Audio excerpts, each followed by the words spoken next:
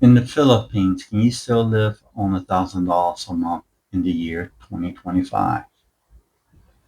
You'll hear all the time online people saying, I'm done with the West. I want out. I want to live cheap, live simple, and live free. And the number one place that comes in the conversations these days is the Philippines. But here's the big question. Can you actually live there on $1,000 a month in 2025? With inflation, visa rules, and the realities of life? Let's talk about it. Let's walk through it slowly. No hype, no fancy, no $300 beach villas with perfect girlfriends. Just the truth. Because the truth is, yes, you can live on $1,000 a month in the Philippines, but that mainly depends on you and your lifestyle. First off, what kind of Philippines are we talking about? Because look, the Philippines isn't one thing, it's over 7,000 islands. It's cities, towns, beaches, jungles, traffic, peace, chaos, kindness, and scams, all wrapped up into one day. You got places like Manila, where everything is more expensive and crowded. Cebu is more balanced but still busy. And now you got towns like Dumaguete, Baja, Ilao, where the pace is slow and the cost of living is way lower. If you're serious about stretching $1,000, you don't go to Manila. You go to the provinces, the smaller cities, or the island towns. You go where the local people live and work, and not where it's the holiday spots or the red light districts, not where the tourist slots and the prices are jacked up. That's the first key to making your budget work, picking the right place to live in the Philippines.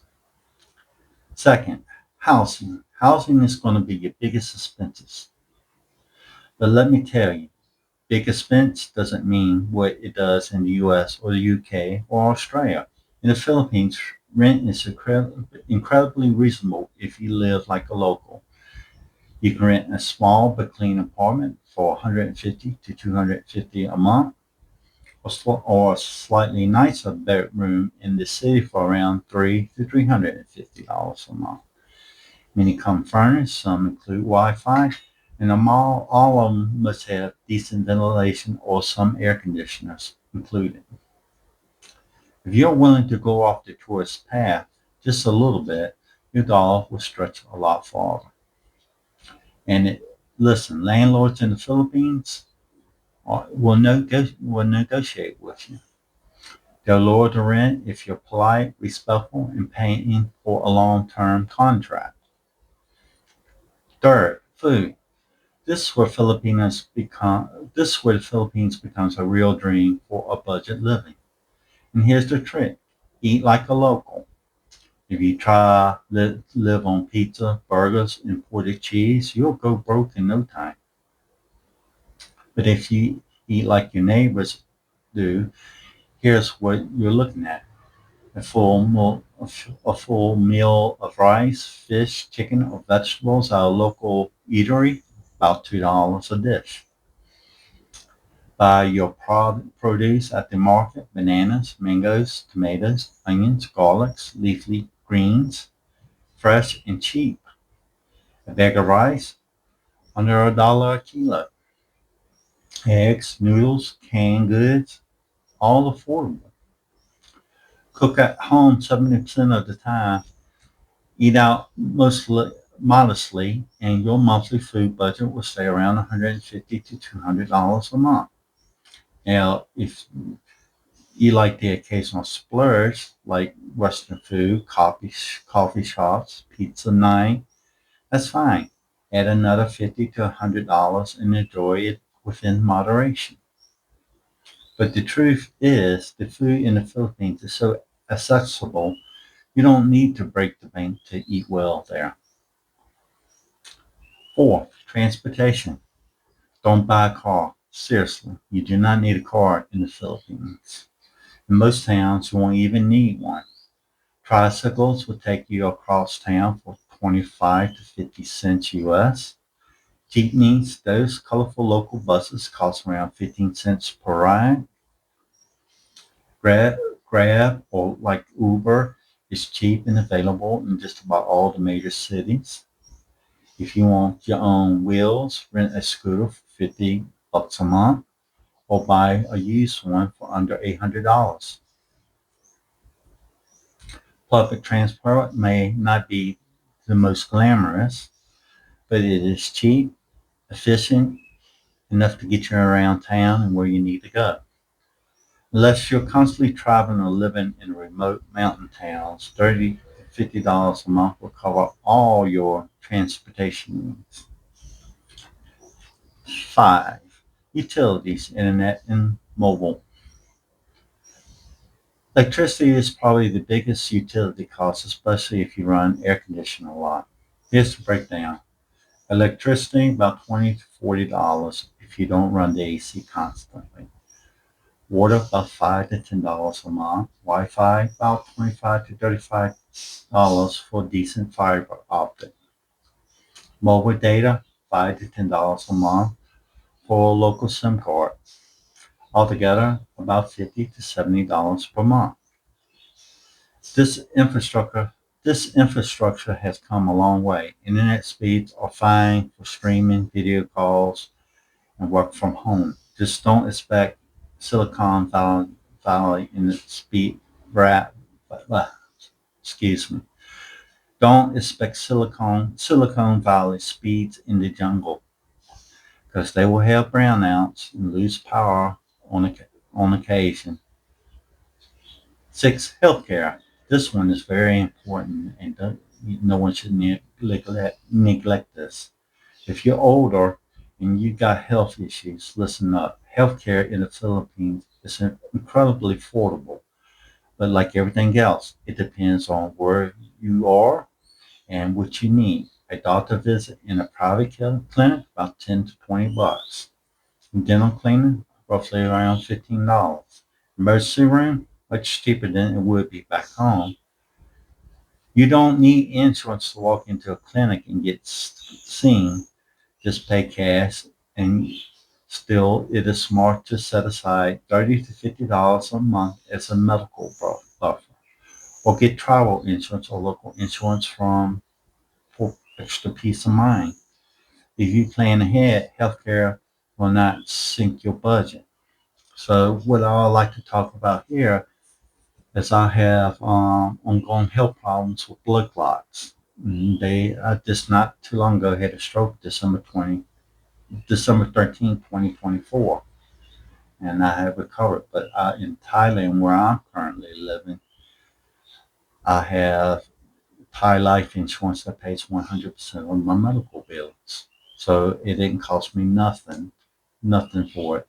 That include the CT scan, the emergency room, the hospital stay, all the doctors, tests, and medications to go home.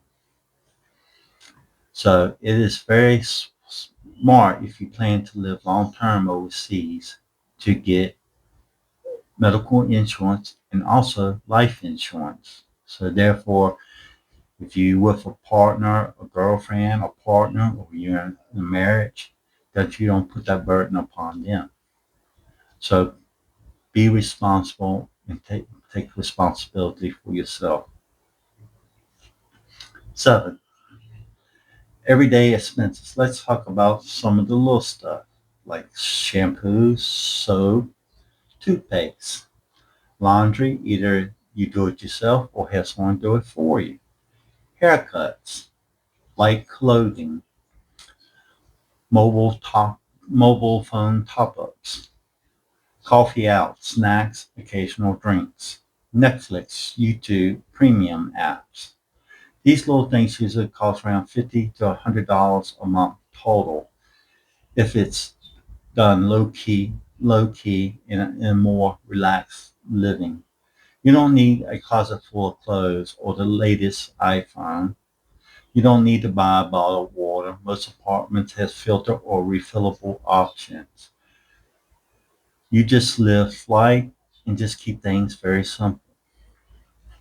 8. Dating. All right, let's talk about it.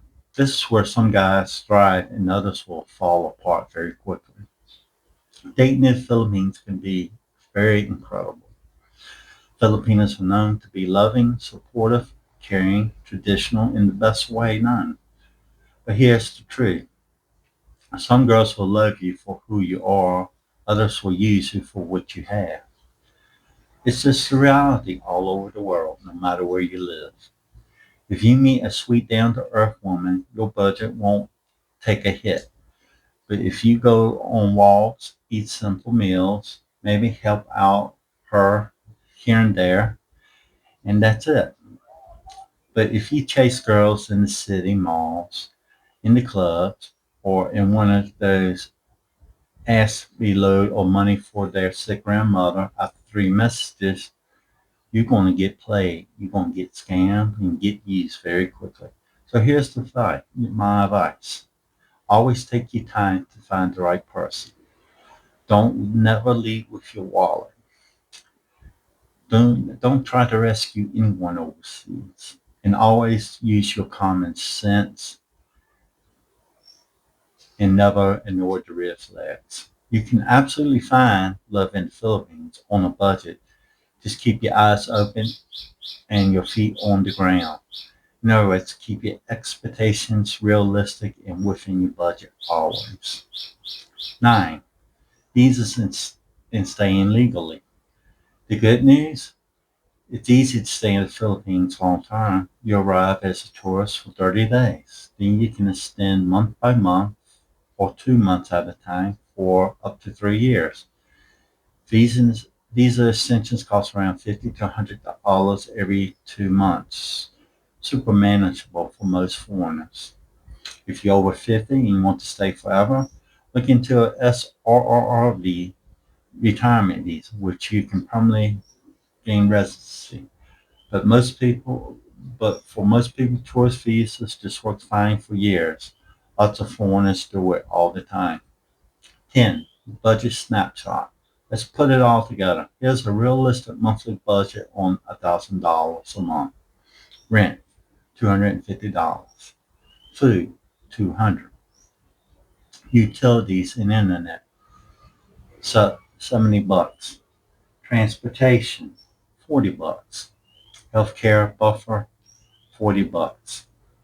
Lifestyle and extras, $70. Visa and paperwork, $50. Roughly $720. That leaves you around $280 left over for savings, emergency, travel, or a little fun. My final thoughts. Even if you go overseas and live on $1,000 a month, you should have a savings of at least 6 months to a year saved in a bank account for rainy days or emergencies or unforeseen circumstances that may come up. So make sure you have a little nest egg to fall back on, even if you do live frugally or simple life in the Philippines. You can definitely live on $1,000 a month in 2025 in the Philippines. But more than that, you can actually live well if you spend your money wisely. You don't have to go there and try to live a extravagant, luxury, rich lifestyle, but peaceful, comfortable, a simple life. A life with fresh air, warm weather, and kind people, and time to breathe. But only if you're willing to adjust and adapt. You can't act like a tourist. You can't expect to spend like you're on a holiday every single day overseas. You can't live like you're still in LA or London. You have to slow things down. Live more like a local and respect the culture always. If you can do that, $1,000 a month becomes more manageable and more than enough to sustain your life there. But if you but it becomes a doorway into a whole new world of life. One where the sun rises early, the food is fresh, the people are always smiling, and your biggest decision is whether to nap before you go out for lunch. And once you get the taste of it, you may never want to go back home. So with like that, I would like to for with that, I'd like to end this. Thanking everybody for watching. Please like and subscribe if you want to. And please leave any comments or questions below. And thank you for your time. And I'll see you on the next video.